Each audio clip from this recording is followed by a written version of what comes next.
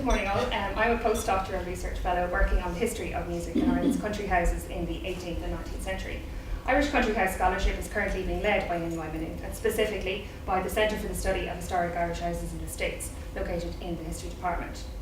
Rigorous scholarship in this field has only developed in the last 10 to 15 years, mainly because country houses were regarded as relics of British colonialism and reminders of the struggle for land ownership and self-government. After all, they were the homes of former landlords. So from Irish independence in 1922, right up until the 1980s, numerous houses were demolished, others were simply abandoned. However, public and political attitudes towards country houses changed during the so-called Celtic Tiger era, and because of the economic and cultural confidence it created. These houses are now accepted as part of our national heritage, and many operate as tourist attractions. While this has been a positive recent outcome, the visitor offering is still in need of development. Today's visitors expect an experience. They also expect the levels of interpretation presented by popular TV productions like Downton Abbey. In my view, music is a very useful vehicle for making country houses accessible to the 21st century visitor. It is a key to unlocking the social and cultural histories of these houses and of their former inhabitants.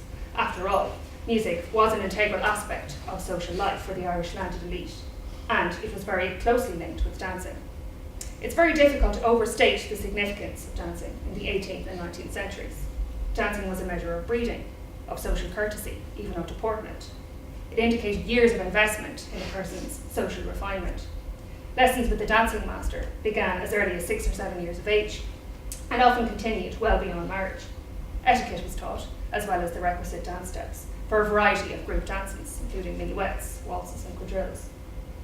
The music which accompanied social dancing, like waltzes and quadrilles at a country house ball, was usually provided by professional musicians, and typically a group of fiddlers hired for the night. Money was also spent in a variety of other musical goods and services, including music lessons and the maintenance of musical instruments.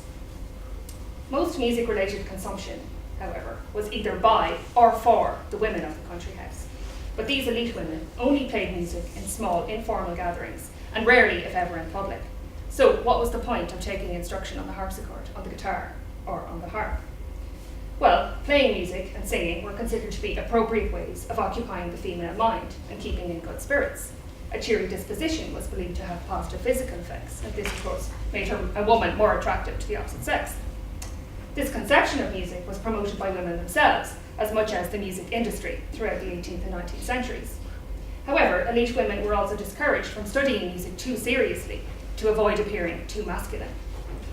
Music was also used by unmarried women for flirtation purposes. Both women and men recognized the seductive qualities of musical practice, and especially that of singing. Anyone who's read Jane Austen's novel will also appreciate this use of music in the early 19th centuries. Gentlemen with musical ability, on the other hand, were encouraged to study music as a serious academic endeavour. It was, you see, acceptable for elite males to practice outside the home as amateur or unpaid musicians. By the 19th century, many of the leaders of amateur musical activity in Ireland were landed gentlemen. One of the most prominent of these was Ireland's premier nobleman, the 3rd Duke of Leinster, whose country residence was at Carton House here in Maynooth.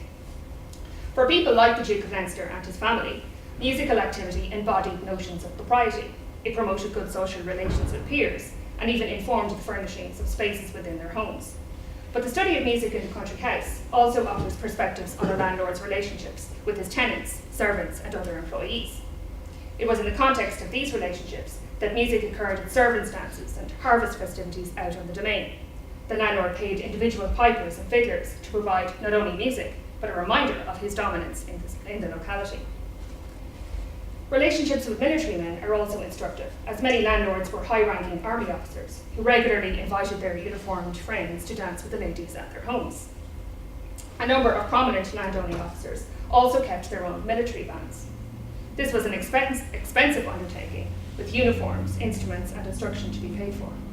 But these military bands are significant not only in the story of music in the Irish country house, but also in the development of Irish musical culture more generally in 20th century Ireland.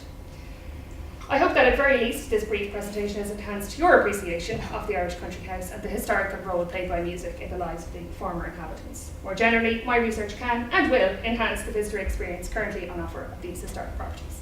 Thank you for your attention.